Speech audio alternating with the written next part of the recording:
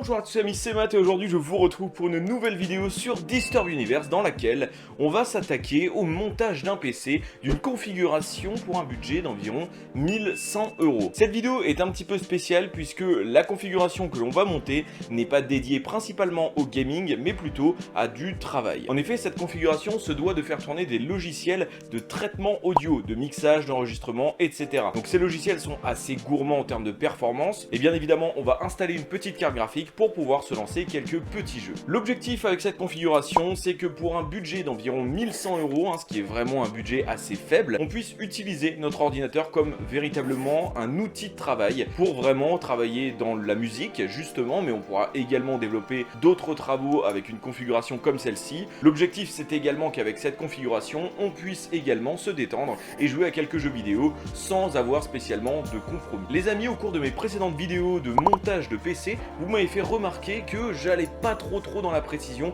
que mes vidéos étaient un peu trop rapides. J'ai décidé de vous écouter et on va voir un petit peu plus en détail certains aspects des composants, mais également certains aspects du montage. Cette vidéo sera divisée en 3 parties. Premièrement, la présentation des composants. On va voir quels composants on a décidé d'utiliser, mais surtout pourquoi les avoir choisis. Ensuite, on verra donc l'aspect du montage avec quelques petites précisions sur certains éléments du montage, ce qui je pense est assez important. Dans un troisième temps, on va faire toute une partie de conclusion, un gros bilan avec des tests dans des jeux vidéo, des tests au niveau des logiciels, mais également toute une conclusion globale sur cette machine, si elle pourrait convenir à vos attentes. Juste avant de commencer la vidéo, n'hésite pas à t'abonner avec la cloche des notifications si tu ne veux rien louper de ce qui arrive sur Disturb Universe en 2023. Et comme d'habitude, si certaines vidéos te plaisent, n'hésite pas à leur donner un petit like, ça donne un petit coup de pouce à la chaîne et au développement de Disturb Universe.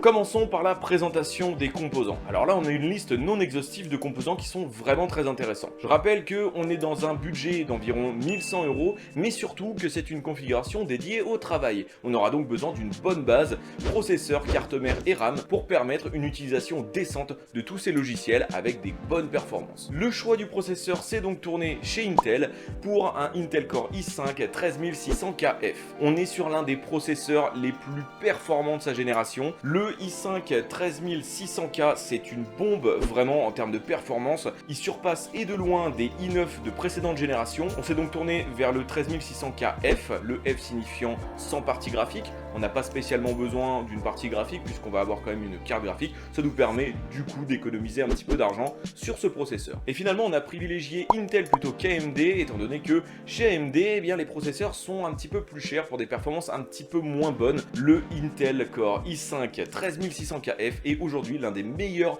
processeurs en termes de rapport qualité-prix. Côté carte mère, et là vous allez voir au cours de cette configuration que j'ai décidé de centraliser les marques qu'on va utiliser. On est sur une Asus ROG B760G. Il s'agit d'une carte mère donc gaming à la base avec les tout derniers chipsets B de chez Intel pour les processeurs de 13e génération. Voilà, on est sur une des dernières cartes mères qui a quand même quelques petits avantages. On a quand même des très bonnes vitesses au niveau des transferts d'informations de cette carte mère. Je vous rappelle qu'on est quand même sur une carte mère haut de gamme. Et finalement, on a quelques petits plus, notamment sa taille. Il s'agit d'une carte mère au format micro ATX et c'est pour correspondre justement aux besoins d'une configuration assez compacte pour pouvoir la transporter assez facilement, on va dire. On est néanmoins au niveau de la mémoire sur de la DDR4. Je sais qu'on aurait pu passer sur de la DDR5, d'autant que cette carte mère dispose de deux versions, la version DDR4 donc et la version DDR5. On a privilégié celle-ci puisqu'elle était un petit peu moins chère et même au niveau de la mémoire vive, c'était un petit peu moins cher également. C'était surtout pour entrer dans les clous du budget, mais il faut savoir que vous pouvez très bien utiliser pour une config similaire une carte mère en DDR5. Petit bonus supplémentaire, c'est une carte mère qui est blanche et qui dispose d'un petit peu de RGB supplémentaire. Voilà, c'est toujours assez cordial d'avoir une petite carte mère assez jolie. Côté mémoire vive, je vous l'ai dit, on est en DDR4. On a privilégié de la Corsair Vengeance RGB Pro. On aura donc 4 barrettes de 8 Go, 32 Go de mémoire vive ravira l'utilisation de beaucoup de logiciels, mais surtout des logiciels qui comportent des plugins. Et oui, la plupart des plugins ne sont pas forcément très optimisés et donc ce sera important d'avoir beaucoup de mémoire vive pour pouvoir stocker le maximum d'informations sur notre projet quand on va être en train de travailler. On sera sur donc 4 barrettes, on n'aura donc pas à se soucier du dual channel, même si les barrettes vont fonctionner 2 par 2. Ces barrettes sont accompagnées également d'une petite touche de RGB supplémentaire, ça reste assez sobre. On n'est pas sur une configuration gaming ou pro gamer avec des LED de partout, mais on aura quand même un rendu assez sympa avec des lumières, mais qui restera tout de même assez sobre. Continuons avec le stockage, et là on est sur, pour moi, l'un des meilleurs stockages à l'heure actuelle en termes termes de rapport qualité-prix, puisqu'on est quand même sur des stockages très qualitatifs, très performants, de chez Crucial. Donc ce sera le P3 Plus en version 1 Teraoctet. Comme ça va nous permettre d'avoir une bonne base de stockage, on pourra toujours en rajouter par la suite, il n'y a pas de souci. L'avantage d'avoir un P3 Plus, c'est qu'on profitera de la norme PCI Express 4.0 et donc des vitesses un petit peu accrues par rapport à la version 3.0. Pour un prix vraiment dérisoire, hein, on était sur 50 € du Teraoctet chez Crucial, vraiment c'est quasiment imbattable. Continuons avec l'un des composants les plus populaires actuellement, la carte graphique. Je vous l'ai dit, on n'est pas sur une configuration dédiée au gaming. Cependant, on a quand même fait le choix d'avoir une carte graphique plutôt performante pour ne pas avoir trop de concessions quand on va pouvoir lancer des jeux. On sera donc sur une Asus Dual RTX 3060 en version 8 Go. La version 12 Go se valait un petit peu en termes de performance, mais c'était le prix qui était un petit peu différent. Bien entendu, avec une base comme celle de cette config et une petite carte graphique comme celle-ci, eh bien on n'aura aucun compromis à faire. Tous les jeux d'aujourd'hui tourneront avec une qualité plus que raisonnable, donc vraiment à ce niveau-là, il n'y a vraiment aucun problème. Et rapidement, pour terminer sur cette petite carte graphique, on a quand même deux ventilateurs qui nous promettent un refroidissement et un silence optimal en jeu, voilà. On passe au dernier composant, dernier avec un S bien sûr, en commençant par le refroidissement processeur. C'est vrai qu'on n'a pas du tout parlé, on sera sur un Be Quiet Pure Rock, un standard, voilà, le Pure Rock Black, qui est vraiment très performant, très bien. J'ai pas grand chose à dire sur ce refroidissement, c'est vraiment optimal, en tout cas en termes de bruit, en termes de dissipation de chaleur, on est sur l'un des meilleurs compromis en rapport qualité-prix. Restons chez Be Quiet pour vous présenter l'alimentation, ce sera une Pure Power 12M. Be Quiet, c'est une marque qui fait des alimentations depuis longtemps et c'est vrai qu'on les voit pas souvent passer sur le devant de la scène. Cette version 12M a des avantages non négligeables, ne serait-ce que par son prix.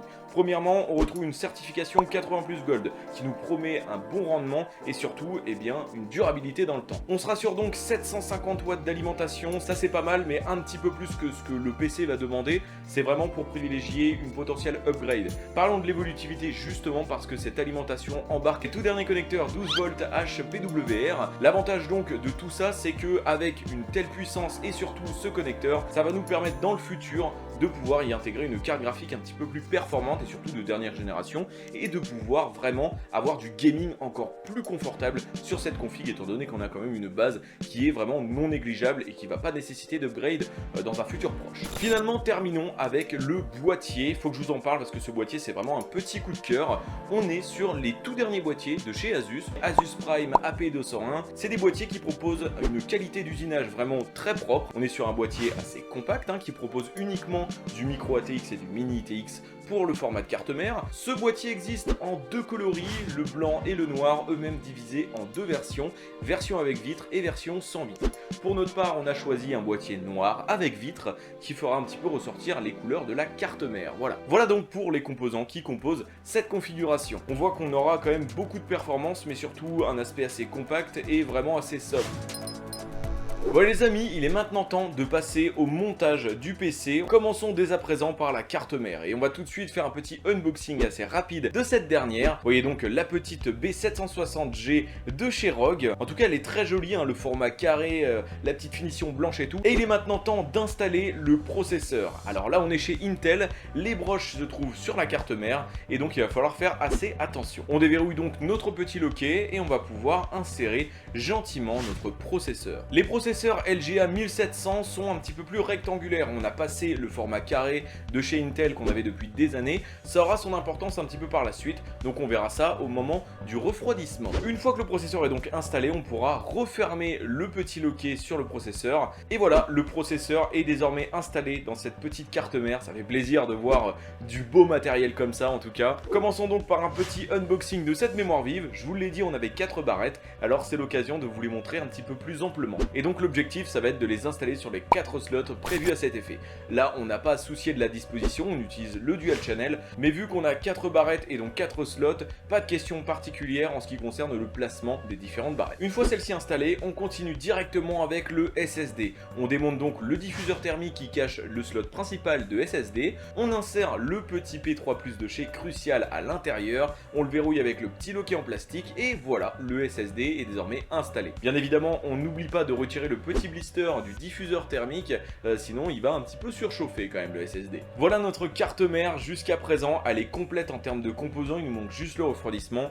Je trouve que déjà ça en jette beaucoup, en tout cas c'est très sympathique. Le refroidissement, on en parlait, on va tout de suite le monter et pour ce faire on va commencer par la pâte thermique.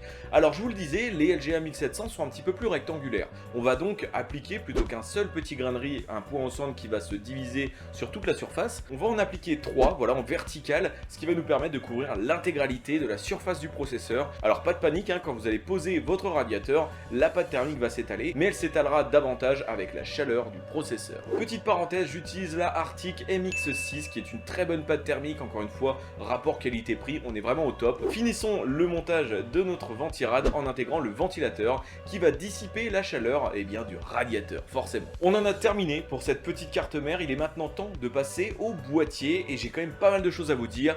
Voilà le boîtier, c'est un Asus Prime API201, on l'a vu tout à l'heure, et je trouve vraiment ce boîtier très sympathique en termes de design, c'est vraiment un design sobre. Comme vous pouvez le constater, on a donc notre emplacement vitré, et d'ailleurs, petite parenthèse, ce boîtier me fait extrêmement penser à un boîtier de chez Cooler Master que vous pouvez retrouver juste ici. C'est un boîtier sur lequel j'avais eu l'occasion de travailler dessus, sur une config mini TX. Voici quelques petits extraits, voilà. Mais je trouve que Asus s'est quand même beaucoup inspiré de ce boîtier justement, mais c'est pas une mauvaise chose parce que je trouve vraiment le boîtier très sympathique dans sa globalité. On a la petite mention Prime sur le côté qui donne vraiment un ensemble assez prestigieux au boîtier vitré en tout cas. Et comme je vous le disais, on a quand même pas mal d'espace à l'intérieur pour mettre notre carte mère au format micro ATX et surtout notre alimentation, notre bloc ATX sur l'avant du boîtier. En parlant de cette alimentation, il est maintenant temps de déverrouiller notre petit slot pour vous montrer un petit peu comment s'installe l'alimentation sur ce type de boîtier. On a juste à dévisser le petit châssis en fait qui va venir accueillir notre alimentation. Et une fois cela fait, on va pouvoir lui intégrer cette dernière. Bon, l'alimentation est donc vissée à l'intérieur de notre châssis.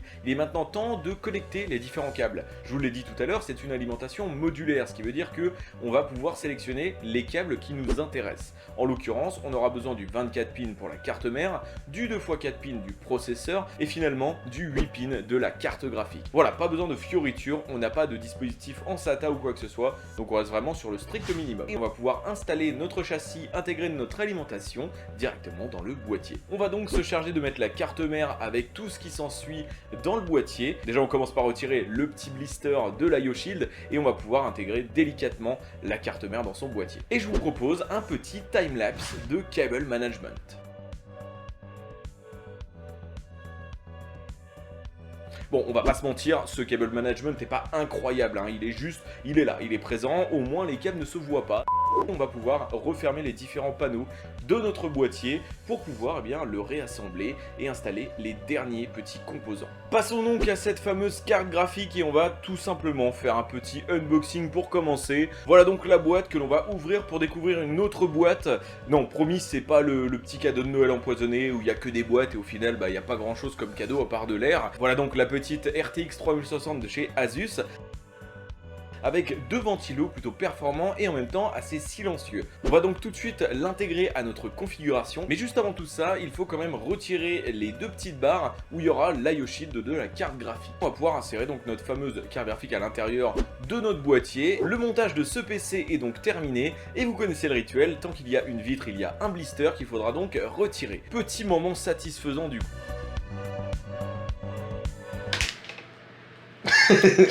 Le moment le moins satisfaisant.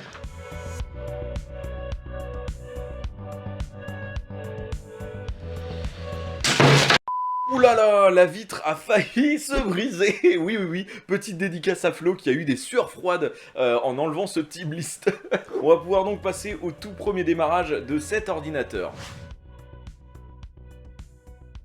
Faut quand même pas oublier de brancher le câble d'alimentation du PC, c'est sûr que ça marche moins bien quand même.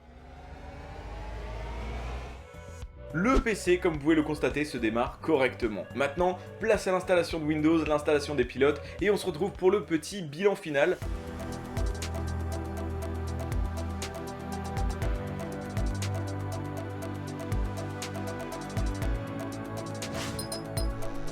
Les amis, on se retrouve donc pour la dernière partie de cette vidéo, le bilan final, la conclusion, pour voir si cette configuration est vraiment optimale dans un budget de 1100 €, je vous le rappelle, pour pouvoir utiliser des logiciels assez gourmands et également pouvoir jouer. On va donc tester un petit peu sur divers jeux et je vous donnerai mes résultats. Donc dans un premier temps, on va attaquer par un petit Cinebench qui va permettre de tester un petit peu les performances de notre processeur. Vous voyez un petit peu le résultat par vous-même. On est quand même sur un classement qui est quand même pas trop mal. Au niveau du classement des performances, voici un petit peu un exemple.